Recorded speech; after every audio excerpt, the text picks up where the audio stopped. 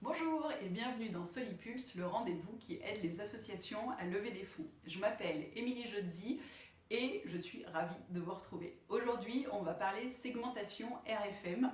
Donc, il ne s'agit pas d'une nouvelle radio ou quoi que ce soit, c'est une manière de segmenter vos donateurs pour après, bien sûr, pouvoir leur adresser des communications, des appels à dons bien ciblés. Ça fait un petit peu marketing, mais bon, c'est quand même utile, bien ciblé en fonction justement de la segmentation que vous aurez faite.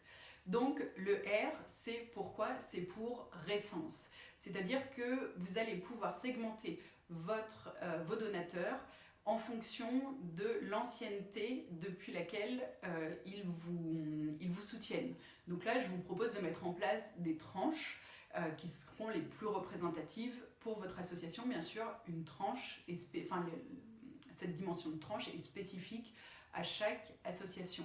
Donc le R, c'était pour la récence.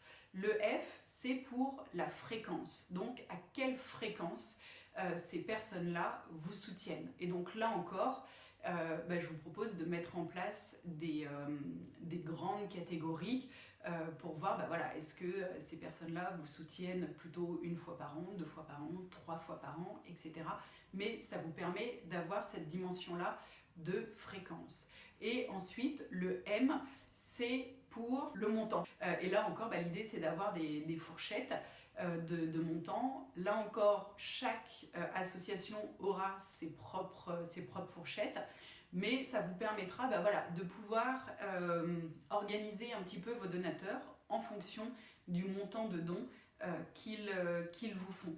Et ça, c'est vraiment important parce que ensuite vous pourrez cibler un peu plus précisément les appels à dons ou les communications que vous faites.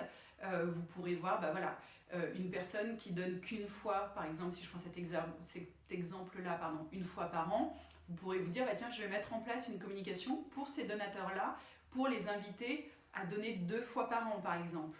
Ou si pour les personnes qui vous donnent, on regarde la récence, qui vous donnent depuis longtemps, vous pouvez leur proposer de passer en don régulier. Vous pouvez leur dire, Madame X, vous nous soutenez depuis 3 ans, nous vous en remercions chaleureusement, grâce à vous, nous avons fait ça, ça et ça. Aujourd'hui, nous avons la volonté de faire telle et telle action. Nous avons plus que jamais besoin de vous pour cela.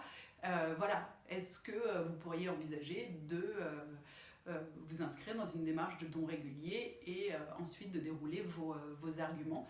Et voilà, donc c'est vraiment important. Après, ces 3 critères qui sont récence, fréquence et montant ne sont pas exclusifs. Bien sûr, il peut y en avoir beaucoup d'autres. Il peut y avoir les canaux de collecte qui sont employés, qui sont également importants. Il peut y avoir aussi les sujets. Si vous avez fait des appels à dons sur différents thèmes, vous pouvez voir si des donateurs sont plutôt sensibles à une de vos thématiques d'action ou à une autre, là encore pour avoir des communications encore plus efficaces.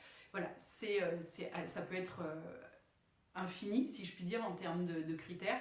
Mais voilà, les 3 principaux, si vous ne deviez n'en étudier que 3 ou commencer à les étudier, ça pourrait être ça, récence, fréquence et montant. Voilà, j'espère que ce contenu vous aura été utile, j'espère qu'il vous aura plu. N'hésitez pas à le partager pour qu'il puisse aider le plus d'associations possible, ça me ferait très plaisir. Si vous avez des remarques, des questions, je vous donne rendez-vous en commentaire. Et sinon, je vous dis à la semaine prochaine. Prenez soin de vous, à bientôt.